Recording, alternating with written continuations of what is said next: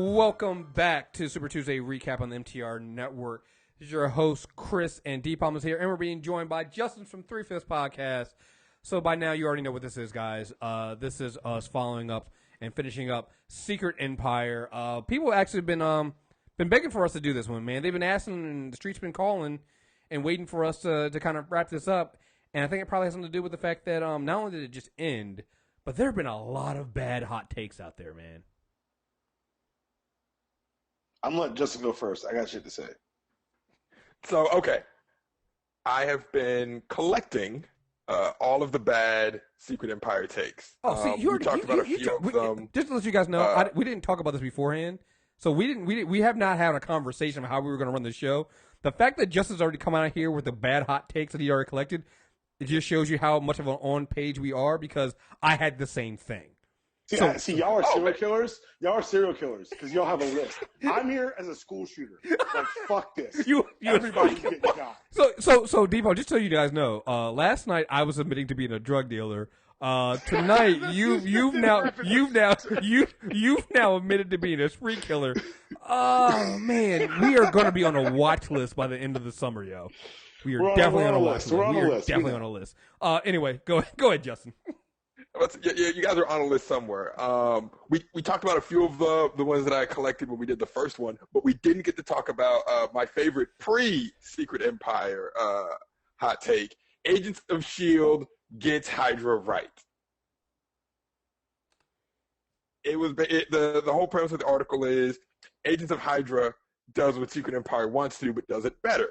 Which is funny because they're telling the exact same story. It's the exact same story. Like, literally down to the twist of taking a beloved character and heel turning him. They turned Fitz into Hydra. They turned Steve to Hydra. Like, it's literally the same story. It's the same. But actually, the funny thing about that one is when people didn't have the, well, I was just going to go back to the same. Like, you knew in Agent of S.H.I.E.L.D. that it wasn't even fucking real. Like, you knew up front it wasn't fucking real. What the fuck are you guys talking about? Yeah. This is the industry that killed Superman. I hate everyone. No. Yes, I'm going to let y'all finish, but I'm ready. So that is actually one of my the theme for all the post Secret Wars bad hot takes is, what is the point? One of them from a publication that I will not name says, "Oh no, we're naming names. No, we're naming names." Okay, fuck it, we're naming names. I didn't know we were giving Bleeding Cool airtime, but fuck it, we're naming names. Yeah. Bleeding Cool wanted to know what the point was. By the time the dust had settled and Kobik had finished undoing Hydra's devastation, the Marvel U had almost entirely returned to normal. Only the destruction of Las Vegas and a pair of obligatory deaths, Black Widow and Rick Jones, will serve as a reminder of the events that Secret Empire Only the destruction of Las Vegas. For people who maybe not reading, because a lot of people aren't reading Secret Empire, but are just reading hot takes. Let me tell you what happened. You don't want to know what happened in Las Vegas? Steve Rogers, as leader, had Las Vegas leveled. He destroyed. I'm going with Steve-O. Okay, that's good. That's actually pretty one good. Steve-O. Family Matters throwback. I was going to say Steve-O. Got you. So Steve-O had the entire city of Las Vegas destroyed. But anyway, other than that, everything's basically the same, right? Okay, I'm sorry. Continue. They only killed an Avenger that's on the movies. They killed a beloved movie character, and she's not coming back. Everything's the same. Rick Jones is dead, but they killed Captain Marvel's sidekick. Yeah, they killed Rick Jones. Damn. That's a. I had forgot. I hear Rick Jones. I immediately think Bruce. Yeah. Pre-Bruce, this is Captain Marvel. He's Captain when the quantum bands. Damn it! Look. Okay, I'm gonna let you finish. Like I said, I'm here to spray. I need to give you your You're space. absolutely right. You're absolutely right. They killed the cornerstone of the Marvel Universe. Like, oh, fuck these people. The other one, from again our favorite publication, they seem to misunderstand like what the purpose of Secret Wars was. They actually believed that the Nazis won World War II, and they thought that was an edgy take. It's like, oh, so you just wanted to believe Steve. We're like, it's clear that Steve, this is not what actually happened. This is Steve's altered history. This is what Steve believes. But because you subconsciously want to believe Steve Rogers because you're still rooting for Steve Rogers, you took it at face value. What else do we have? My first little favorite. All the bad takes, by the way. Not one mention of Sam Wilson. Oh no, so I have that one. So IGN did an article called "Between the Panels: Why Marvel's Secret Empire Failed." First of all, I don't know why they're doing. Yeah. So you know how many mentions of Sam Wilson are in that article? 0. There are 0 mentions of Sam Wilson in that article. IO9 did another one too. Had 2 writers. They had 2 writers on this article. What was the point of Marvel's Secret Empire? 2 writers. There's 2 mentions of Sam Wilson, and it's basically the first one to say that Sam couldn't beat Captain America, couldn't beat Steve Rogers by himself, and then the second mention, which is his first name, Sam, to say that Sam did this. And that was it. Those are the only 2 mentions of Sam Wilson. If you've been reading Secret Empire, and honestly, you have to read the 2 Captain America books as well. This is a Captain America story, but Sam Wilson's Captain America. Like Sam Wilson takes a huge, is a huge part of this. It's a huge part of this, huge part. So if you're writing a Secret Empire take and don't mention Sam Wilson, what the fuck are you talking about? What? Go ahead. So again, the whole all of us being on the same page. We're my God, we're running like no, I'm not going to do it to Deep Home. I'll just say we're running the Spurs offense, not the one that's currently on television as we record. Because that's what I had in my notes. I had, of the 4 post-Secret Empire takes that I had from IGN, IO9, Bleeding Cool, and Kotaku, 2 mentions of Sam Wilson, and they both come from IO9 article. That writer is black. That's ridiculous. I'm sorry. Like, this is why the IO9 writers. It was Evan, no, right? Yeah, it was one. Yeah, one of them was a black guy thing. Evan Reese. So one of them was Evan, and the other one was Charles Moore. Yeah, like they're both black. Yeah, they're both black. Yes. Like, well, this is look. This is okay. Look, because I'm trying to keep this shit in, but the reason why I get so defensive about Secret Empire, and I've been so dismissive of people's tones. Like, I literally got into it, not an argument, but I literally had to jump into a thing because somebody had posted the ING article, and I'm like, this is a bad take. There's no mention of Sam Wilson in this book, and Sam Wilson features heavily particularly in the last 3 issues. I gotta cut you off. All right. I need people like you already said. This was a Captain America story expanded. Right. It's one of those things you go to a Marvel retreat and say, hey, I got this great story for a great Fantastic Four story. And they say, well, tell us the story. Well, it starts in the first issue when I tell Reed Richards that everything's coming to an end and that everything dies. Yes. Well, how's the story end? We do like a kind of soft reboot of the universe in the Fantastic Four. That's a pretty good idea. Why don't we base our entire line off that idea? When they see a good idea, they can grab it. Because let's be real, Secret Wars, at the end of the day, is a Fantastic Four story. Yes. The problem here was, when you said it was Captain America's story expanded, they never imagined that Captain America could mean Sam. Well, here's the thing. I literally have this in my notes. It's a Captain America story. It shows what happens when you put too much faith into a man, Steve, and not into the symbol of Captain America. Everybody keeps talking. Anytime somebody says Captain America outside of the world of Secret Empire, like us, the audience, the fans, everybody immediately thinks Steve. But in Secret Empire, when you're actually reading the fucking book, when they say Captain America towards the end of Secret Empire, they're all talking about fucking Sam Wilson. And because he is the other half of the story, everyone's focusing on Hydra Steve or Stevel, which Stevel is a yes, I'm very proud of that one. Stevel's great. So that's fucking amazing. You have to realize that the other half of that story isn't good Steve. It's Sam. And it's Sam from the moment he gets the book. And what they did was, and especially if you read the books in parallel, which I implore everyone to do, if you can just go to read Secret Empire, call it 5 issues of each leading in, just so you can get a feel for the tone and tenor of what's going on. Because Sam is the guy who asked for the weight of the world, and it broke him. Mm-hmm. He admits it. He's human. He's fallible. It broke him. But watching it be perverted made him stand up again. His faith in the symbol was stronger than the people's faith in him as the symbol. And the symbol is what matters. And that's why Steve coming back at the end is important. And this is as much as the Sam story, it is very much a Steve story. Oh, no, definitely too. a Steve story, too. Yes. But that story doesn't happen without the counterbalance of Captain America. He's the one consistent from the second Secret Wars ended. It's been Sam. The Marvel universe has been Sam Wilson's story, and I could expound upon that, talking about Ultimates, even talking about all the Avengers books. This has been Sam's story. Here. This is from the one. I think this is the first issue or second issue of Captain America Sam Wilson when Nick Spencer was writing this. Red and blue, black and white, Republican and Democrat, North and South. Feels like we're constantly at each other's throats. We don't trust each other. We no longer see ourselves as our neighbors. This is not some intellectual debate. People are dying. Our streets are burning. Inequality is soaring. It feels like things are about to break wide open. And it used to be, even if we didn't agree on what to do in our communities, we could at least unite in fighting common enemies. Everybody's okay with beating up Hydra. Funny, right? Even that's not so simple anymore.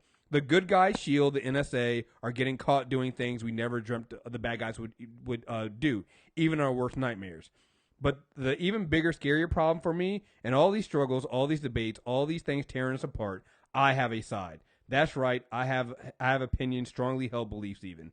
Here's the thing. The more I saw people I believed in I was standing up for being walked on, the more I heard a noise machine spouting intolerance and fear, drowning common sense out, the more I wondered, shouldn't Captain America be more than just a symbol?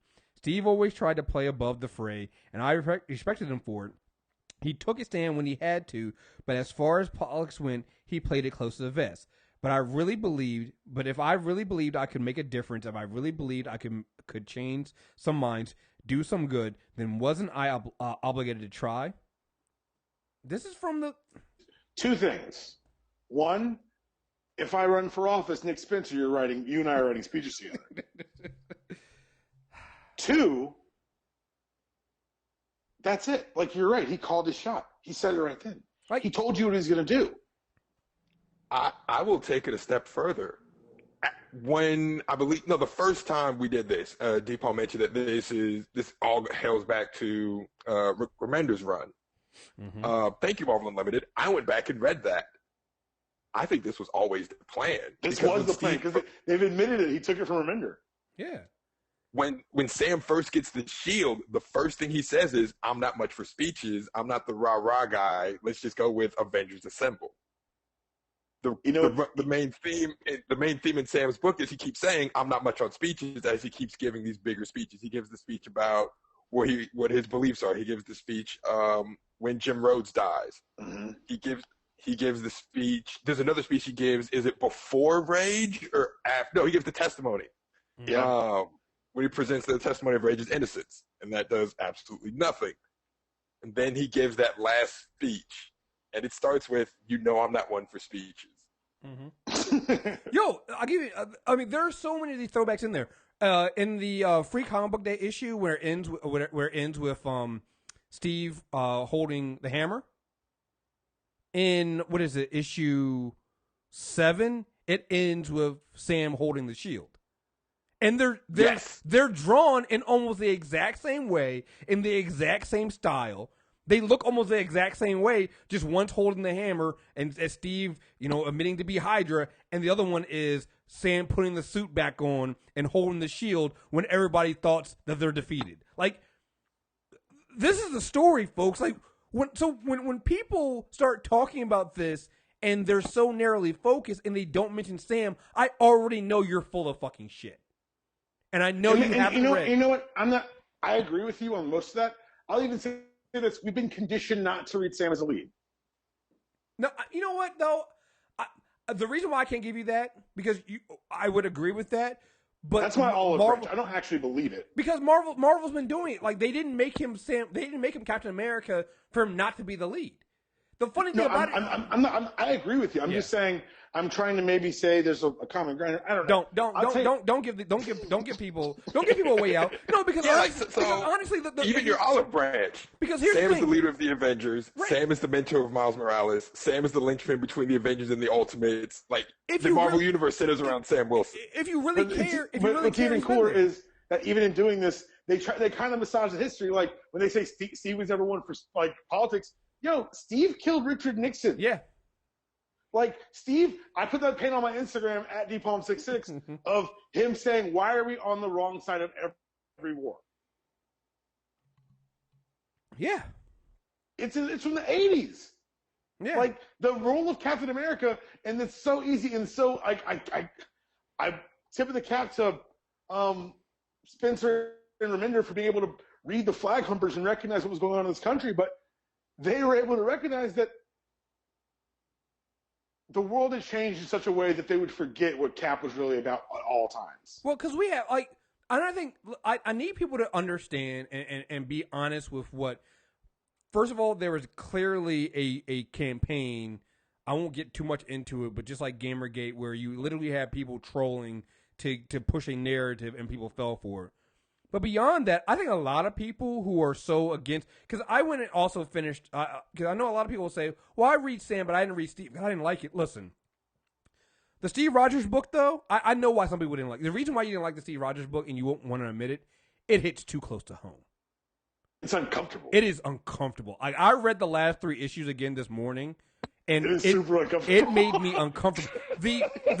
In issue 17, he has the interview issue when he's being interviewed by the reporter, and he basically goads her into breaking the rules so that he can have her arrested. He basically calls her fake news. It's like, if you swap out Steve in that panel, you have Donald Trump or one of Donald Trump's surrogates. It's that close. It is. Yeah. It is not too far. So I get why people are uncomfortable. But here's the thing: you being uncomfortable by something you read does not make it bad. In a lot of ways, it actually makes it really fucking good.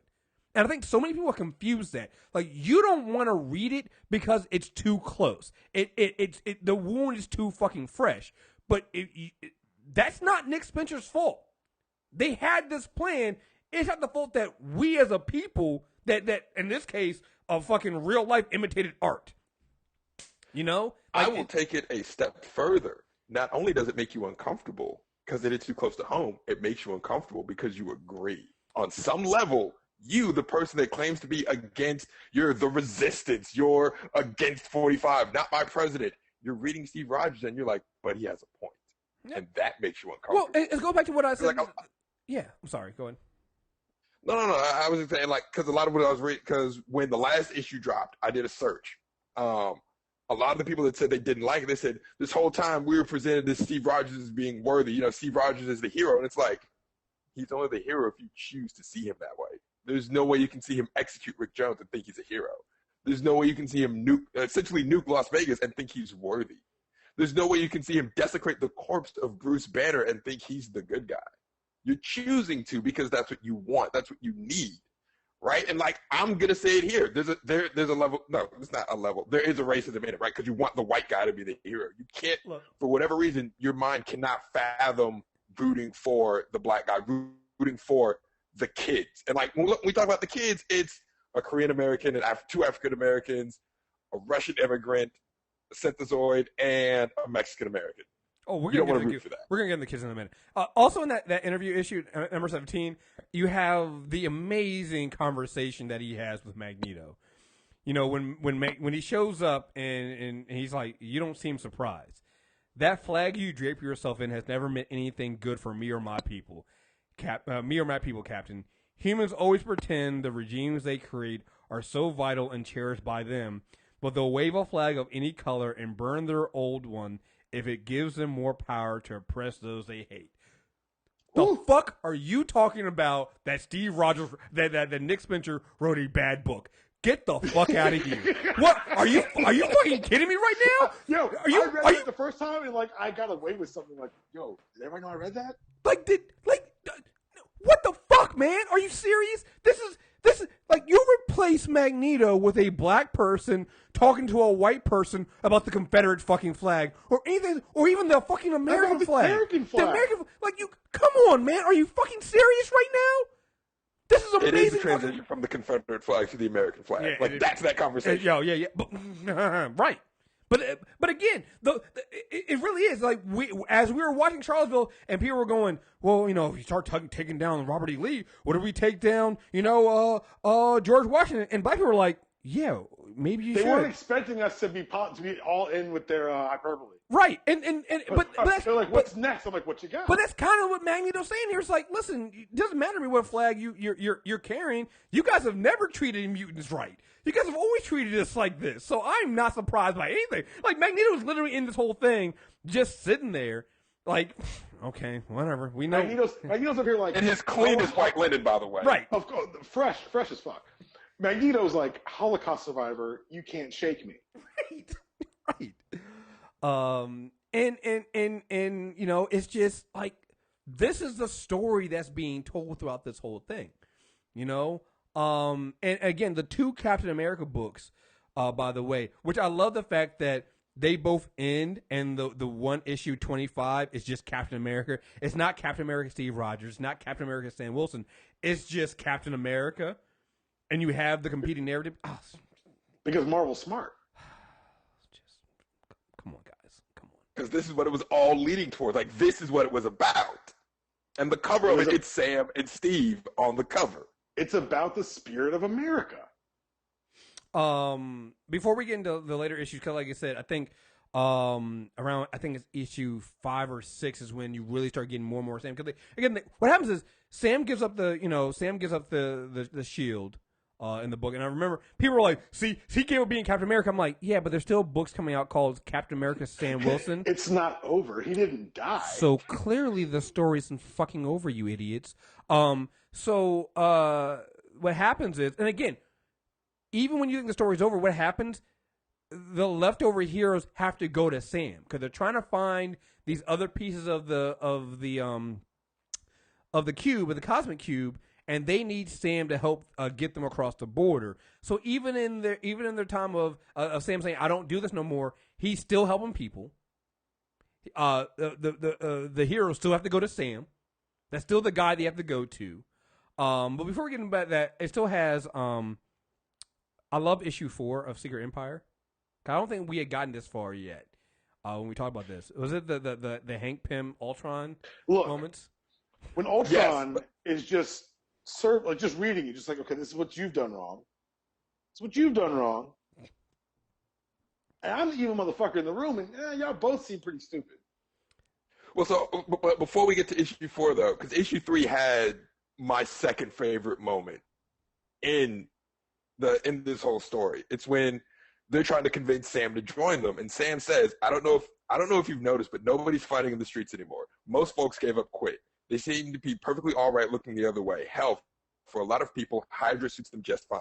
So maybe this is who we are after all. Maybe this is us getting what we deserve. Oh man, sounds oh man, this shit's hitting kind of close to home, man. Whew. No, that's bad writing. That's bad writing. This motherfucker read my Twitter feed. That's bad writing, though. That's bad writing. That's just. There's no way that. Why would any writer write such a thing? That would never fucking happen, right, guys?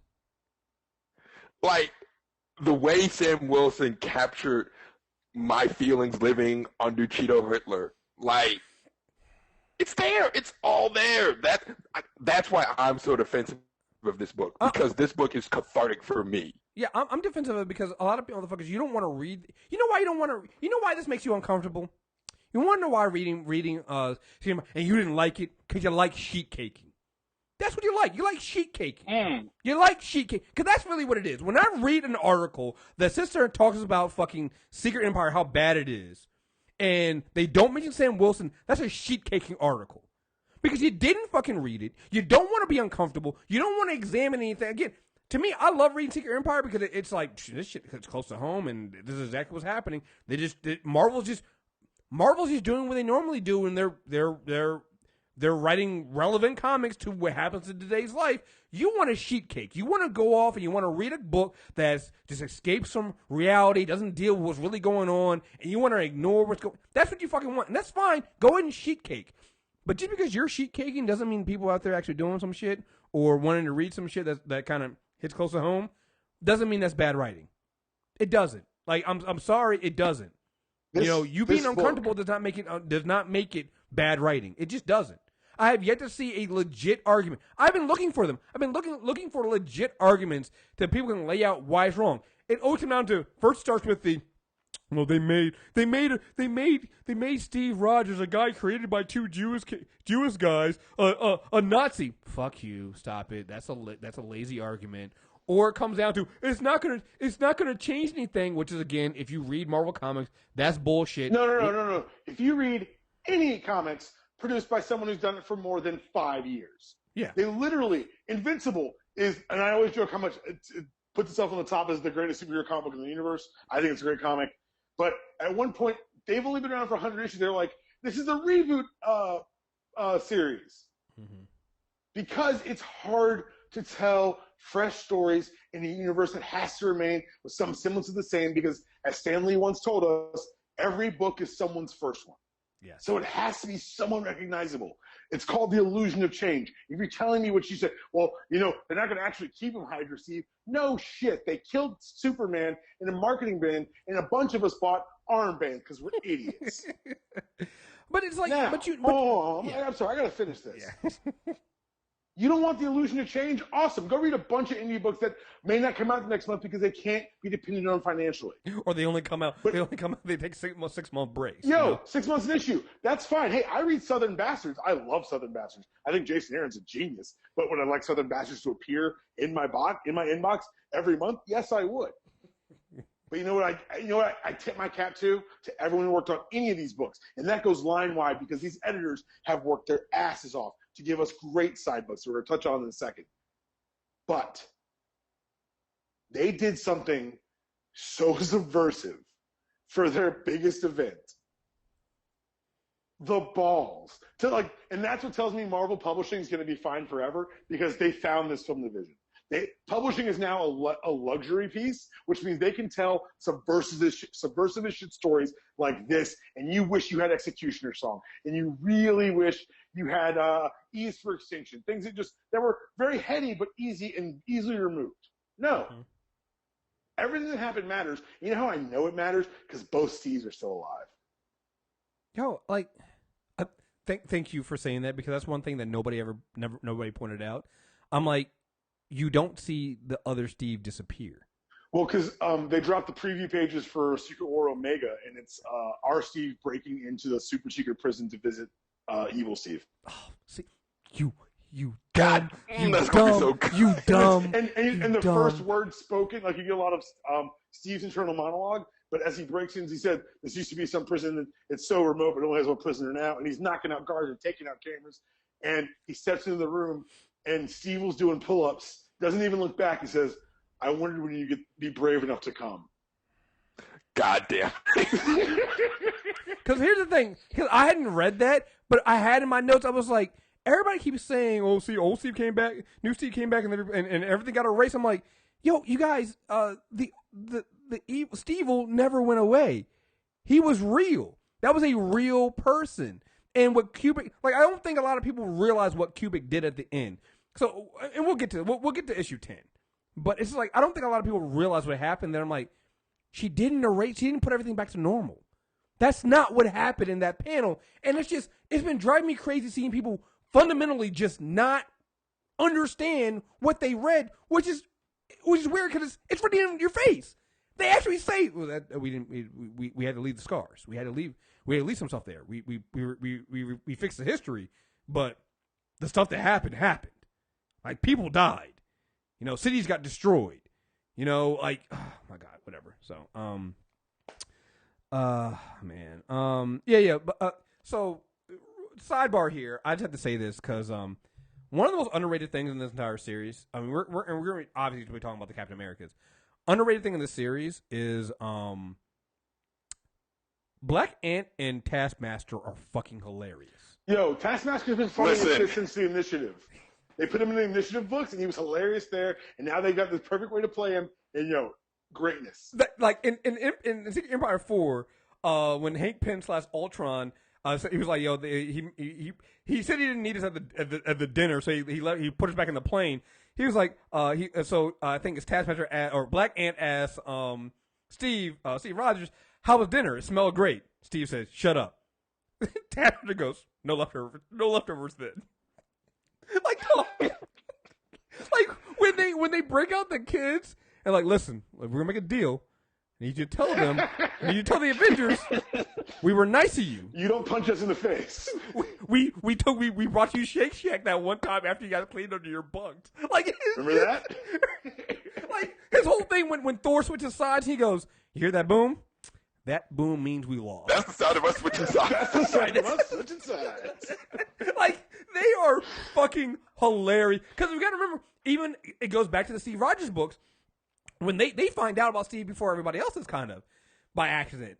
And they kind of get dragged into this, and they were never really trying to, they never really wanted a part of that. They just kind of, it just kind of happened. They just want to get paid. They just want to get paid. And so they're already, Taskmaster's such a merc. yeah, he's such a He's merc. I'm here to get paid. Like, I do not Because give a remember, he wanted to sell, because originally he was going to sell it to Maria Hill, if not for money, then for a favor. Right. Yo, you gotta remember, during Dark Reign, he was like Osborne tried to promote him. He was like, all right, man. And then he's like, oh, and as soon as that turned sour, he's like, we're out of here. What? Right. We lost. Let's Oh. leave. Yo, it is fucking hilarious. It's between that and then also he's in the Scott Lang book, like, and Yeah. that was fucking hilarious. Although I think his best line is when he's talking with Black Ant and Otto. And he says, it's kind of sweet the way, Steve and Helmet are best friends like that. What do you think, Otto? I have no time for friends. Yeah, that's why I keep deleting stuff off your DVR. Yo, like, again, it's just small moments like that with small characters outside of it that are in the story that just it's fucking hilarious. It comes out of nowhere. It's like, yeah, these guys are assholes. But yeah. So let's see. Here. Wait, we also just skipped over the fact that Secret Empire gave us back Superior Octopus. Oh yeah. Oh, it didn't give it to us. You're not reading Spider-Man. Oh, that's right. Yeah, that's where it comes from. Oh, But we get more of them, yeah. And if you guys had read Spider-Man, we had a much longer discussion. But yes. No, let's just okay, say- I did not want to spoil if you had not been reading Dan Slott's Amazing Spider-Man, but Yeah. It's what they do with Peter there. Did you read his time books? yes, Nigga, look, when he comes out in the old red and blues. and then his breakdown at the no, that's not why we're here. But It's not that why we're was here, but man, look, Dan Slott. I'm gonna shake that man's hand one of these days. like that reminded me why I fell in love with Spider-Man. Yep, that's exactly what it did.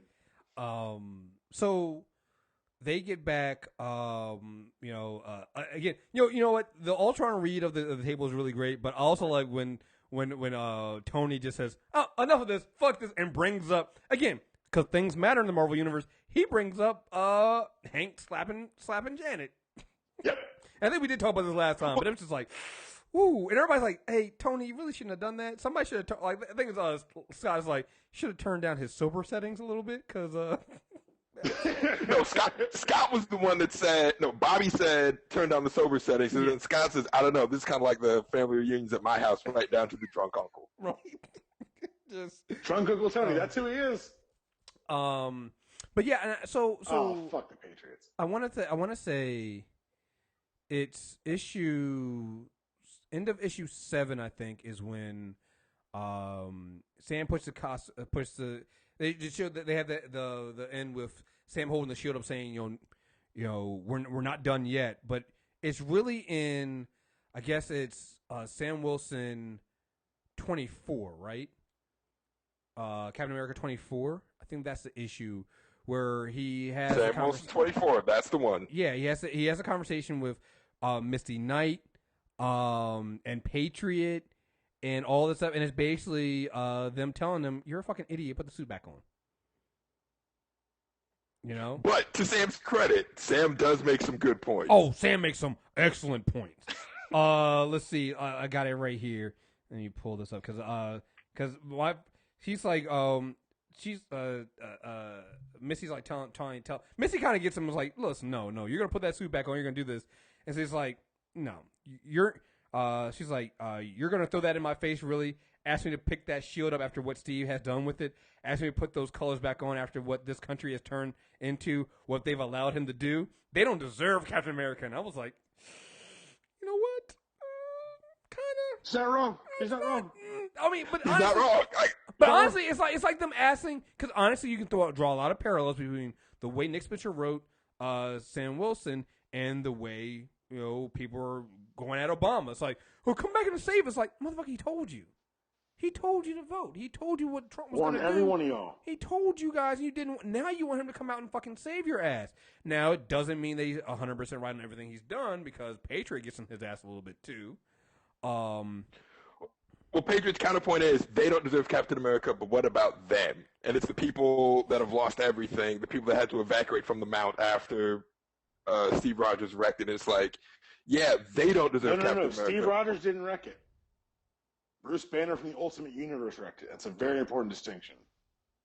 For which one? Wait, so hold on. Was that Ultimate Bruce? Or was that what was left over from the hand? Look at the font.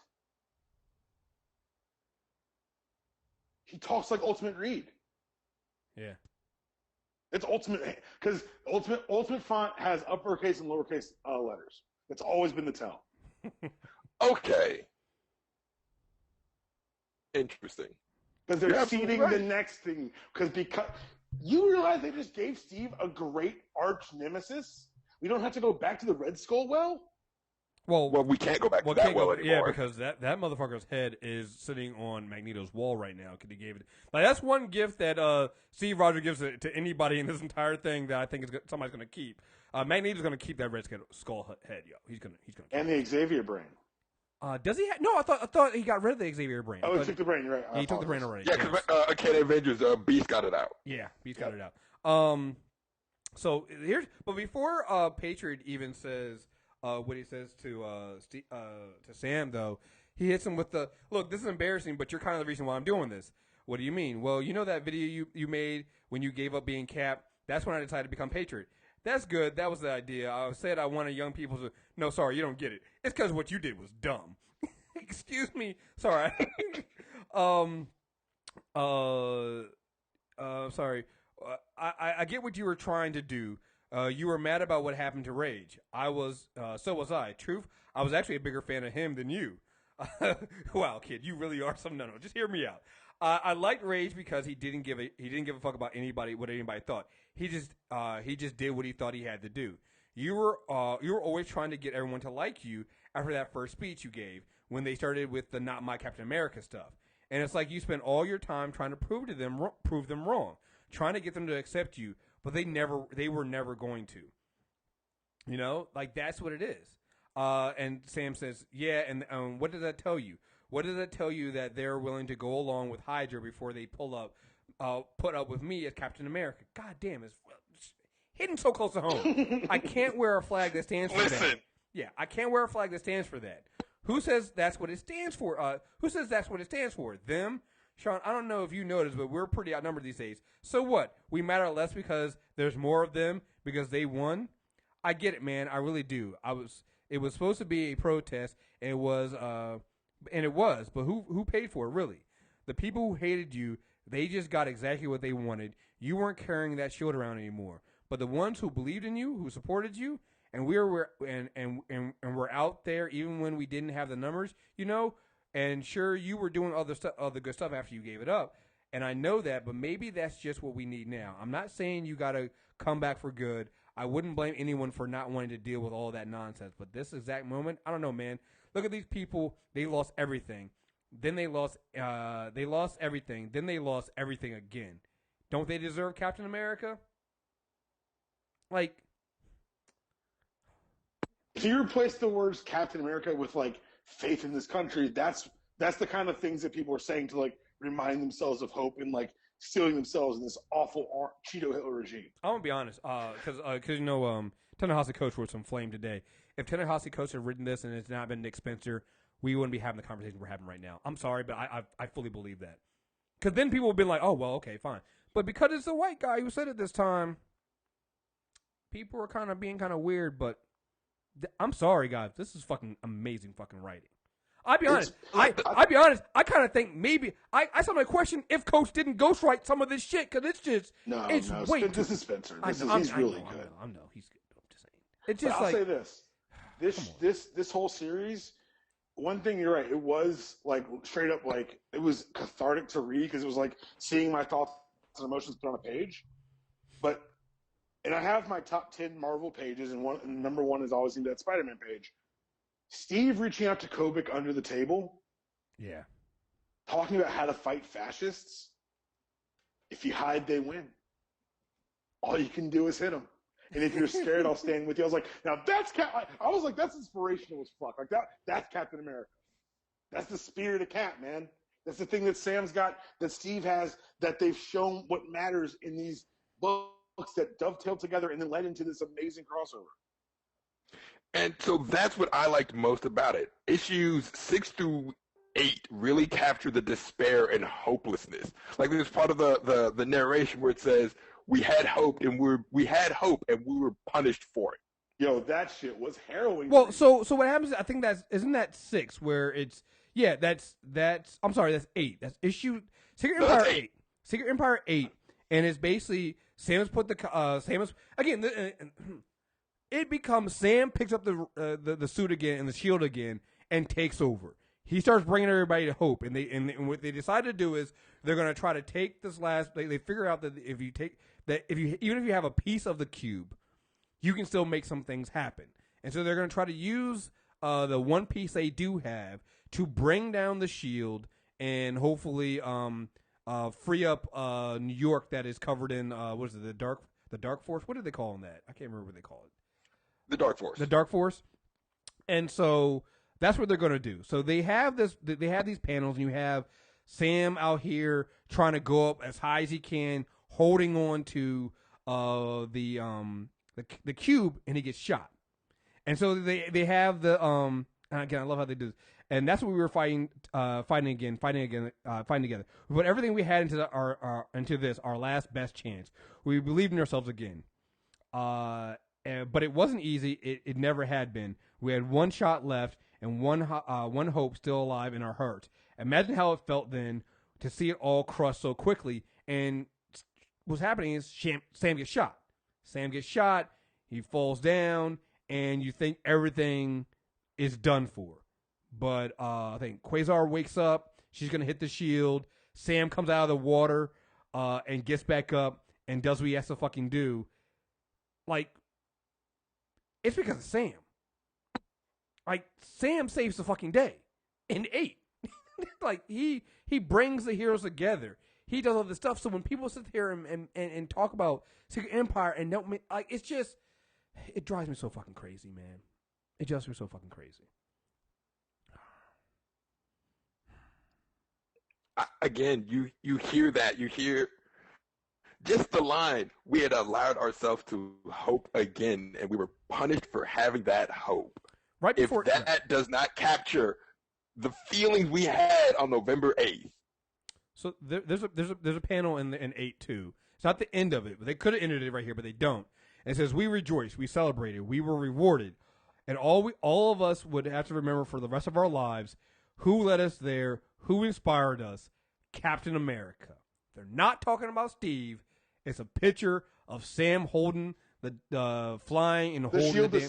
Oh man, ugh. Yeah, he's holding the cosmic cube. It's just like he did it. It's Sam's Captain. They mention it so many.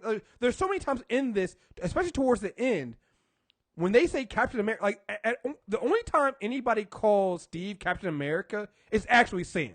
When Cubit brings the other Captain America, the other Steve Rogers out, Sam's the only one that calls him Captain America. Everybody else in this from the minute that Sam puts the suit back on and picks up the shield again, anytime somebody mentions Captain America, they're talking about Sam. The very last panel in 10 is kids fighting over a Captain America doll, and they reveal it's a Sam Wilson doll. Nigga, listen. Like it's like, oh, you can't take my Captain America doll, and it's Sam Wilson. It's like it's a Captain America story, and yes, Steve Rogers is involved. People said that when it happened, that Sam would just be a fill-in Cap, and Marvel said no. You know, that's a story that's happened before in a lot of different ways. We're going to make Sam matter, and whether this legacy thing has him take a different moniker or what happens next, I'll tell you what, you've got a Sam Wilson hero story. When has There's a definitive Sam Wilson story now. When has Sam Wilson been written better? Never. When has anybody ever cared about Sam Wilson like this? Never. And so, like, ever. I know they're saying, oh, he's Falcon for legacy, but Patriots with them. You can't tell me that at the end of the second arc they do with him, issue 12, he gets the shield back and he's Captain America again. Because that's who he is. That's what this has all been about. Like people mention that Steve is back, and again, when you get the 10, Steve hands both the hammer and the shield back to the rival. He's like, these don't belong to me. I was honest. Like, these don't belong to me. Sam gets a shield back, and there's that triumphant moment where you have when they show you the Avengers and they show you who's left. Steve's not in the picture. It's Sam right there in the middle holding the fucking shield. The hero shot in 10 is Sam Wilson as Captain America. Like, I don't know what else to fucking say. Like, what did you guys read? Like, Earth's Mightiest Hero, that shot is literally Sam Wilson holding the shield. Standing right beside... I want to read from Captain America 25. Mm-hmm. During the prison break. It was a simple thing, You really. beat me to it. Something we'd always known how to do, but it's somehow forgotten. We saw people being oppressed, hurt, and we stood with them against it. And as we did, we started to remember again everything else we'd forgotten. What made us put our lives on the line for the good of others, what we stood for even in the face of so much evil, why we strived, how we struggled, how to be heroes. Look. He's Captain America. The same way Nick captures that helplessness, that despair, he also gives you that hope. And anytime you feel hope in this book, it's tied to Sam Wilson or something Sam is doing. Because he's Captain America. And so if you're talking about Secret Empire and you don't mention Sam Wilson, you're doing it wrong. You only got half the story. You read half a story. You only read half the story. But then let's get into this idea of, because everybody focusing, they brought back the real Steve, and Steve is the one. Again, they were like, Steve's the one that saved the day. He's the one. No. All right, what happens is they have a plan to stop. Stevel. They have a plan to stop Stevel. It's still Bucky and Stan Wilson's plan. They're the ones because it's a Captain America story. Because and look, here's the thing. It doesn't work It doesn't work if Sam's not holding the Cosmic Cube, so that Scott Lang and Bucky also don't get erased when Steve uses his cube to erase everything back, to do what he was trying to do, which is erase everybody. But here's the thing. So they bring in, and he has to face Captain America, right? They have to face the other Steve. And there's a moment in here where Steve will throws a shield back at the regular Steve, and Bucky goes, Steve, and Sam Wilson holds him back, goes, no, he needs to finish this. And I think a lot of people read that and was like, oh, see, Steve's got to save the day. They're just putting it back in. No. Again, life imitating art here. All right, I've read these last panels with the fight between the Steves, and I'm like, honestly, this comes down to white people, get your shit together. Listen. Look. Yep. Look. The black guy did as much as he can, but at the end of the fucking day, if you don't stand up and fight your own selves and confront your own white privilege and your own nightmares and your own fucking problems, shit ain't gonna change. Your discomfort with this book. Look. So here they go. Here I'm just gonna read the entire fight because the narration over the entire fight just sells it for me, right? They were so perfectly matched. Two warriors fighting with the same motion, the same unbreakable will. It felt like it might never end. Our champion did not falter. He was a man. It was a war with his worst nightmare. A warped, twisted reflection of himself and all he stood for. God damn it. And his struggle inspired us. Remind us that there can only be one choice when confronted by this kind of evil. You do not run. You do not hide. You stand and you fight. You stand and you fight. Stand and fight. Stand and fight. Until you cannot stand any longer. This is how you are tested.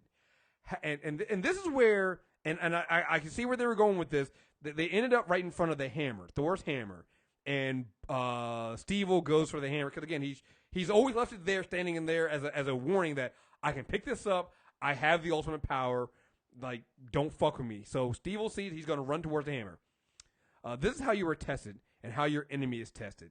They had a they had to come to power on the back of a lie. A lie some of them even believed, that others let them believe. And you see in this that it was Elsa use a piece of the cube to change the inscription on the hammer. And the hammer, it says, whosoever holds his hammer, if he be strongest, shall possess the power of Hydra. Anyway, a lie that some of them even believed, that others let them believe. They had made us feel small, weak, and fearful. They had reveled in their strength, their power over us. But like he had promised, it was time to see the truth. They had never been worthy. And that's when real Steve picks up the hammer and knocks Steve-O out with it.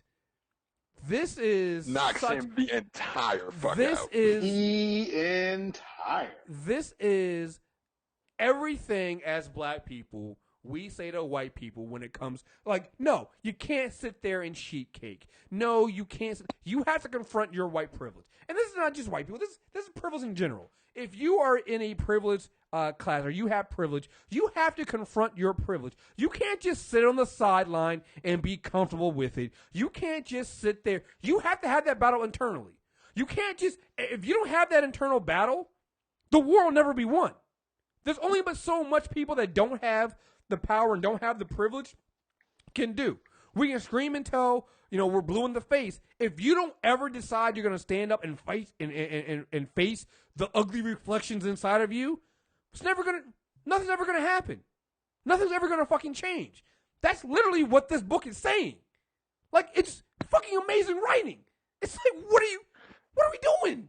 What are we doing here? Going back to the bad takes, one article actually said having Steve fight his doppelganger with no symbolism attached. And I'm like, the entire fight was symbolic. Oh my God. What are you even saying? Oh my God, what did you read? What did you read? How did you not see this? Like, it is literally a battle for the soul of America. That's why. Because I was about to say that exact sentence. Like, that's why Sam didn't just let all of them A-Town stomp Steve-O to oblivion. It had to be Steve Rogers versus Steve Rogers. The people had to see. They had to see their fight play out. So it's from the IO9 article. No one watching the two Steves fight questions them or unpacks the symbolism of their clash, and that feels like a major mistake. A sorely missed opportunity for Spencer to at least try and have Secret Empire's character say something meaningful or at least lasting about Steve, a living concept at this point, and the ways that the ways he's put them through hell. If you compare those two sentences with the narration Chris just read, they do not square with each other because the whole narration is literally commenting on the symbolism. I'm literally reading from the book. Like, what did they read? Like, that tells me, what did you do? Did you just read? Did you just look at the preview panels and that didn't have any of the words in it? Because that is like, and then what happens is, so after the fight, what happens is, again, Steve-O doesn't go anywhere, so we know that Steve-O's still around. So now you're going to have two Steve Rogers to deal with. But you have Steve immediately hands the shield back to Sam and goes, I told him that didn't belong to him. It doesn't belong to me either. And neither does he. Gives back Jane Foster the hammer. The rest of the panels and the rest of this book, the rest of the panels you see, Steve's not in them. So what happens then is you have let's see, the war had been won, hope had been carried that day, and what had once seemed impossible was now the moment we lived in. Kubrick restored the history that had been corrupted and taken from us, meaning she changed the history that people believed in, like with Hydra and things like that. But she left the scars and the wreckage, a reminder of our promise never again. Meaning she left the fact that, Black Widow and Rick Tyler died, that Las Vegas was destroyed, all that was there. For some of us, the ones who stood for that, the ones who stood for what was to come, our future, she gave us a gift, a journey of discovery through the vanishing point. And when we returned, we were restored, reborn. In the days to come, there will be more tests, more battles. But in this moment, we were everything we had lost. We were once again Earth's mightiest heroes. In none of these panels do you see Steve Rogers. It's always front and center, Sam Wilson. And actually, it's Sam Wilson on one side and Jane Foster Thorne on the other side. Yep. Like, did you guys read? What did you guys I'm so confused right now. What did we read? What did you guys see? Because Chris, you know how explicit they are with this? They literally throw a panel of Captain America walking towards Thanos during Infinity War. Yes. When Steve's approaching Steve. Oh, dude, I love that. That's when Sam's approaching Steve. Yeah, I love that. He said, you're right. we paid homage to his legacy. Oh, look, I'm going to read that. I had that one here. I love that shit. That shit was so fucking great. It's so good. Oh, my God. They do. Again, so when people say there's no symbolism This here. is art. So What what happens art. is What just happened? you have this moment. You have Sam holding the cube piece, walking towards Hydra Steve-O, and in that moment, facing down unspeakable evil. We remembered how he did the same, how he never wavered, and then they show you the panel of Steve walking towards Thanos, and we honor his legacy. And then you have Sam in front of Steve by forging a new path. And this is when Sam basically he says "Hail Hydra" because he's basically tricking Steve into doing what he needs him to do because they had a fucking plan, and this was the plan to forge a new path. But you can't keep doing the same thing somebody else did. You got to do your own thing. You can honor that legacy by remembering it, but you can also do it on another path, which kind of goes to what we were saying about what he did by doing this. Well, he honored Marvel's legacy, but he did it a different way. I was just about to say the same thing we talked about when we talked about Secret Wars. Yes. Like Marvel loves taking these like meta takes of themselves and what they're doing here. Like none of this stuff. Like this is one of the greatest. This is a great Captain America story. One of the greatest Captain America stories ever. But so many people are going, "You're ruining the legacy." It's like, no, they fucking honored the legacy. They honored the fucking legacy. They honored it. They showed you. They went a different path, but they showed you why. Not just Steve, not Sam. Why Captain America himself, that the symbol of Captain America matters. It ends with Steve, Bucky, and Cap. It ends with those three. Yeah. The three captains, the three men who've held the shield. Oh, dude, I didn't even think about that. You're right. Oh my God, you're right. I don't know. I don't know if you call what Deep Palm said. It's Steve, Bucky, and Cap. Yeah. No, I heard him. Yeah. That was what people. That wasn't for y'all. That was for the audience. Yeah. Steve, Bucky, and Cap. Yeah. No, I just I forgot Bucky was also Cap at one point Bucky too. was Cap. I forgot Bucky was Cap. And the last time Steve died. And oh my God, I just thought, oh man, oh fuck, yo, like it's such a this is, oh my God, this like I'm sorry, man, like. People told me that I didn't read. If you hate it, you're wrong. I'm sorry. Stop reading other people's takes on this shit. Go read it. Read the side. We didn't even get into the side books. The side books are also fucking great. You know. Fire. Spider-Man book is fire. Oh my God. Before we get to the side books, can we take a brief moment to talk about the journey the kids took? The kids are gonna be fucked up. They are gonna be fucked up. Because Miles almost beat them. They go to Vegas to try to rescue people. Yep. Miles almost killed Steve. The only reason why Miles didn't kill Steve, because Steve was holding a piece of the fucking cube, and it changed his fucking history. He changed reality. He changed reality because Miles was gonna kill him for killing Black Widow. And guess what? And for everyone who says that last event didn't matter, that's where we got this from. Right. Because that's how they told Miles' whole thing. Miles' whole thing is they told me I was going to kill Captain America. I'm going to kill Captain America. Pair that with Miles' journey in his Spider-Man book. He's dealing with the fact that he does have this anger, and sometimes he doesn't know if he can turn it off. He almost kills Hammerhead in retaliation for what he did to Bombshell. He whipped that shit out of Hammerhead. And then great. Black Widow dies, and he beats the brakes off of Steve Rogers. He beats him. Yeah. He beats him until until Miles' costume starts breaking off of his hand. That's how badly he beats him. You know what it reminds me of?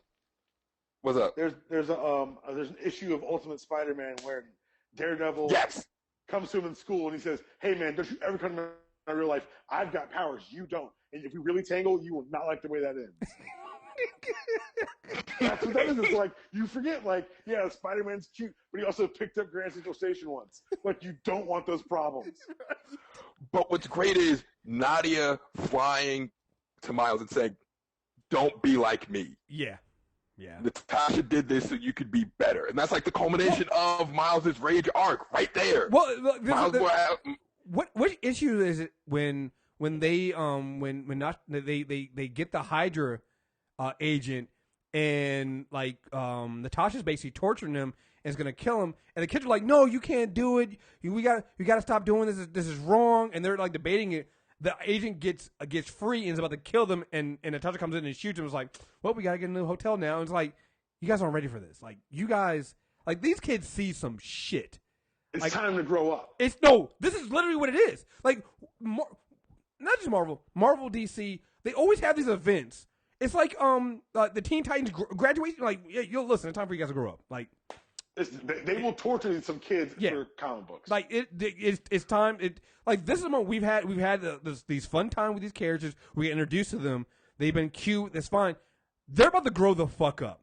This is their Judas contract. Oh yeah. So take it a step further. Have you guys read Hulk Generations yet? No, not yet. No. Oh, I have. Yes, I have. All Generations.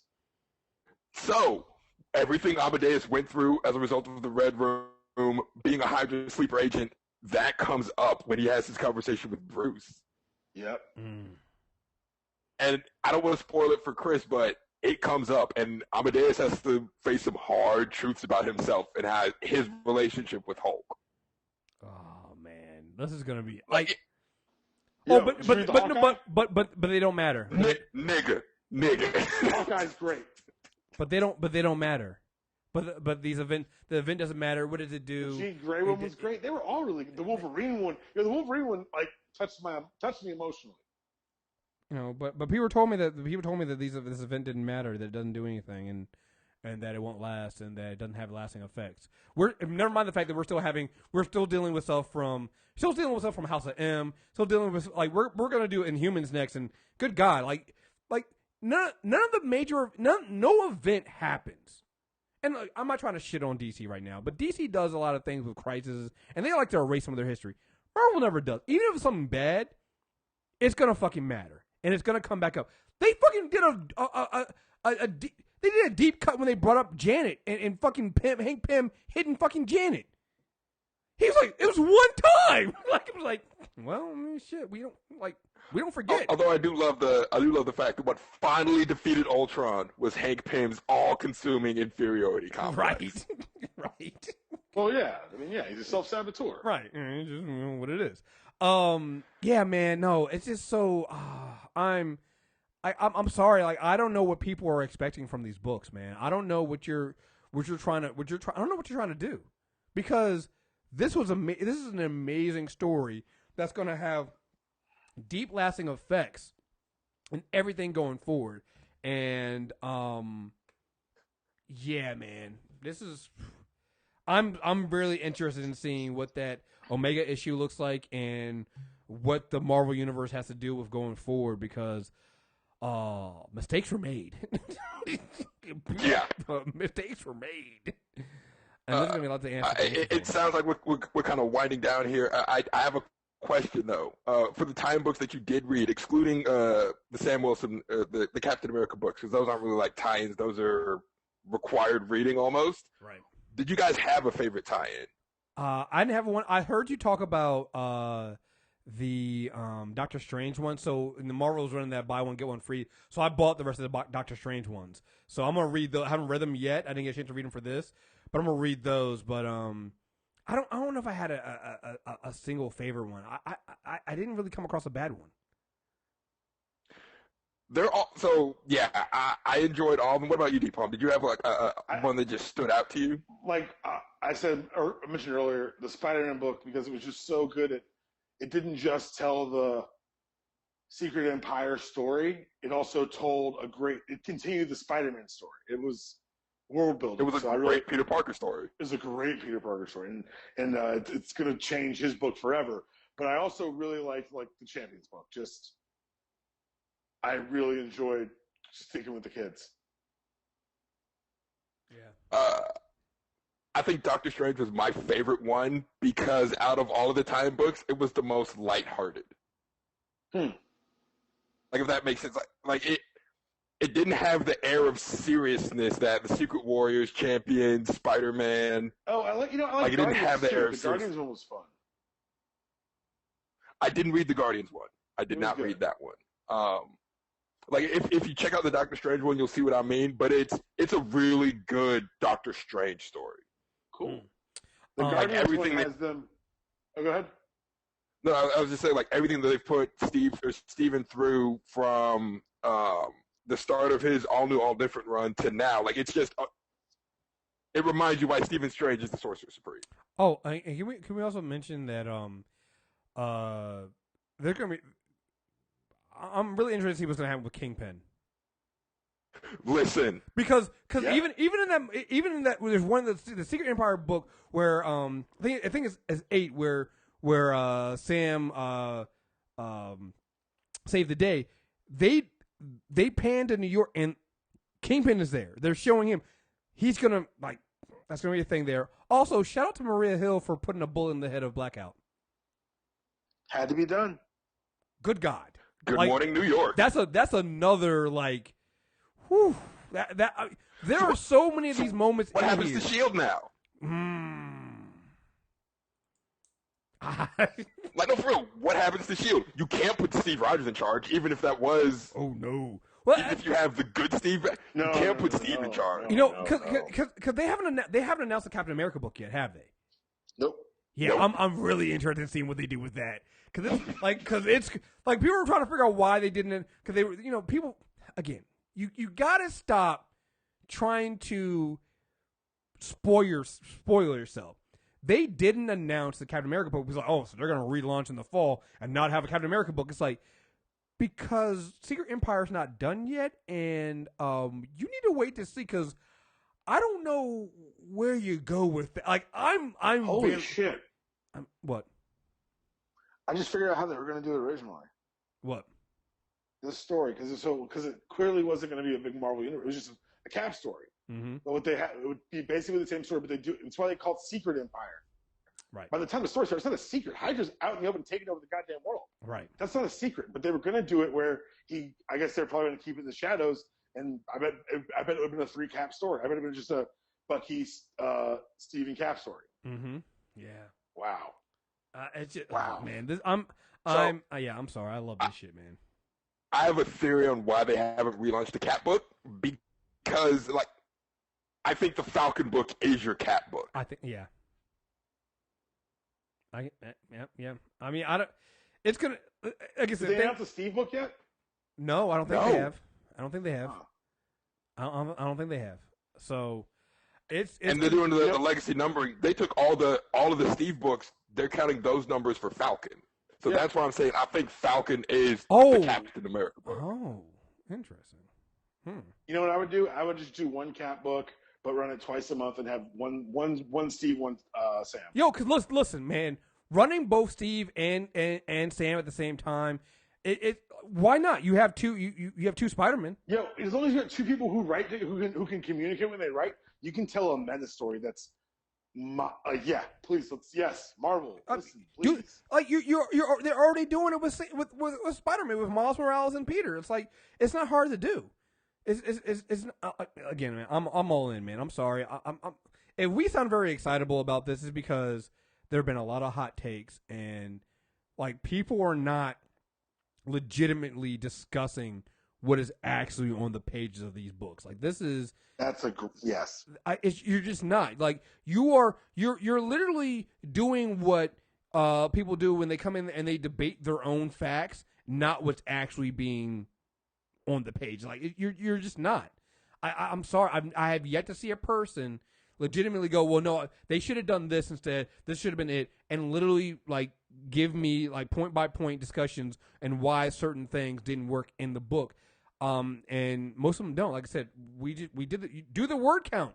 Do the word count on some of these reviews, and they don't mention Sam, particularly towards the end of the Secret Empire. If you don't mention Sam, you're not talking. You're like I said, you have. I can't even say you have half the story, because when you mention Sam, I don't even think you're really talking about what Steve's doing. So you Right. really only have a quarter of the story because you just see the pictures. Because even if you were, I'm sorry, whatever, man. So check this shit out, man. I'm serious. Go back, buy this shit, read this shit, and get. If you read it and you were influenced by other people, cleanse the palate, read something you know you love, and then go back and read it again with fresh eyes. Seriously. Really read it. Don't kill it. And again, I've been in that situation. I've been in a situation where you go into something and you're saying, I'm going to hate it, I'm going to hate it, I'm going to hate it. You come out hating it, but it's not because of what you read, it's because you were going to hate it. You gotta stop doing that. Stop.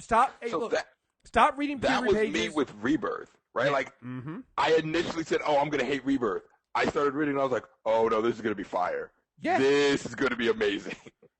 Look, this is why I've been reading less and less about upcoming events, reading less and less about. I'm kind of doing the same thing I do with trailers for movies. I don't watch excessive amounts of trailers. I don't read excessive amounts of articles on comic books. Like, if you're gonna read anything, either read an interview that's straight from the creator itself, or don't read it. Because look, Deepon, I'll tell you, but Deepon, you remember all of our lead ups to Rebirth, and we were just like, I'm kind of nervous. We don't know where they're going. Then you came up across, there was one article that somebody from that somebody wrote, and you were like, oh wait, I think I might be okay with it. I think I see what they're trying to do. It was actually a creator, and you're like, okay, this might be okay. But the information that DC was putting out up to that point, it didn't make any fucking sense, and everybody was like, again, you're gonna restart again? That doesn't make any sense. I'm nervous. Then we all read and we're like, oh no, this is great. Oh, why the fuck was I reading all this? It's DC doing literally what people have asked them to do and to fix their universe. Yeah, it's the same thing. The same thing when we talk about that when we were talking about Dark Knight Metal, and somebody wrote that one article, and you're like, what are you? Did you read the book? Like, I'm saying, I'm sorry. No, honestly, I'll stop. fight you over Dark Knight over Metal takes. Yeah, don't. No, I'm sorry. Just sit back. Stop consuming all of these hot takes and just read for yourself. And here's the thing: if it's not for you, that's fine. It's not for you. Not everything I read is for me. And I just move on to the next thing. You don't have to read every article. That's not how you have to do it. Trust me, as somebody who did that before. Look, another example. I'll use myself as another example.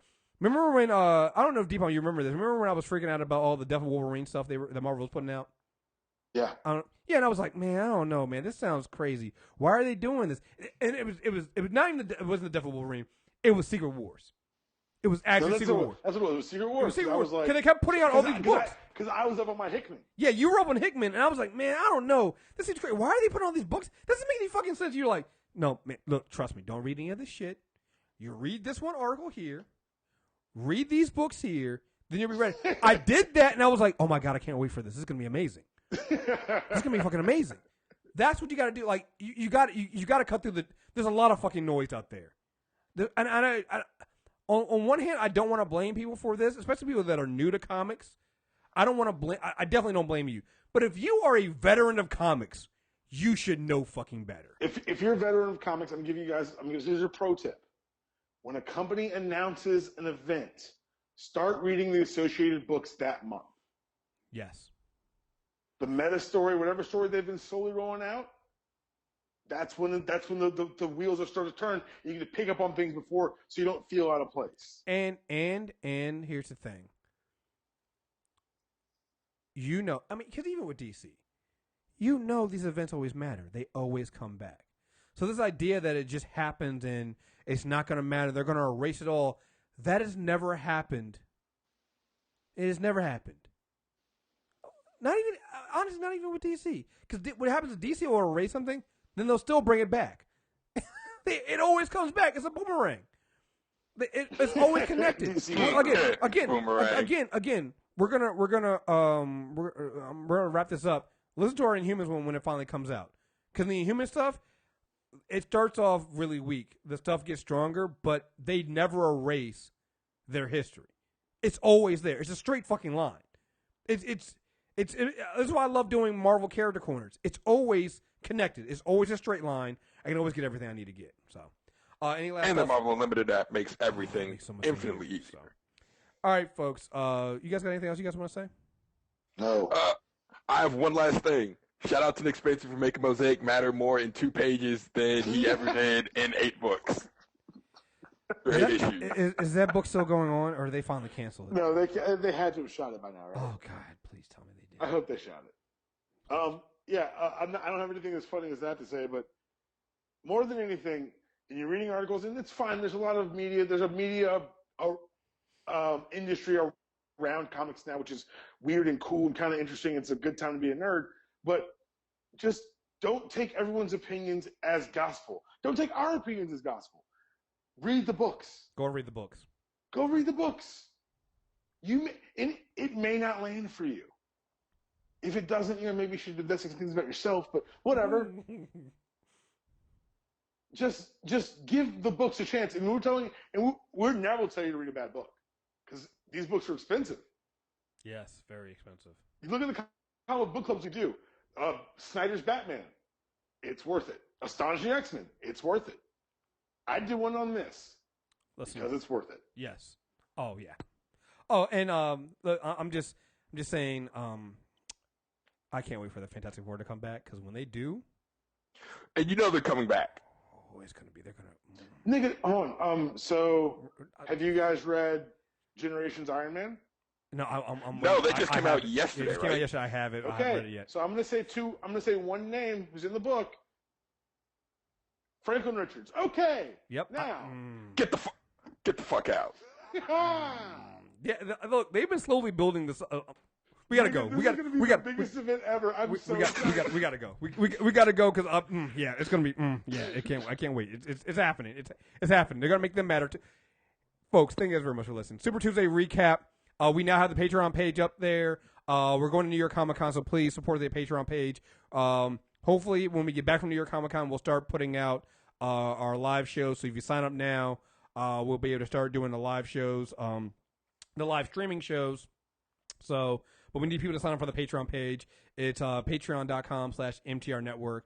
Go there, sign up. If you're a premium member already on the site, you can still get the streaming only plan to add to your premium stuff. That's up there on Patreon as well. Super Tuesday recap, iTunes, Stitcher Radio, Google Play Music. Until next time, we're out of here. Oh, wait. D-Palm's on the Unanimous Decision on our network. We got Justin 3/5 Podcast. Go and check out all their stuff over there as well. Folks, thank you guys very much for listening. Until next time. Justin, I'm up on Insecure. When am I coming over? I believe next week. I believe after the finale. We're doing the Black Civil War. So just so you guys know, D-Palm is now volunteering to go on other people's podcasts. He can no longer blame me. This is him now. Okay, so to be fair, Joy kind of volunteered him. Oh, okay. All right. That's how we're doing. Okay. For this one. All right. I'm just saying, D-Palm. Thank you. D-Palm doing all this stuff. Anyway, folks, thank you guys very much for listening. Until next time, we're out of here. Peace.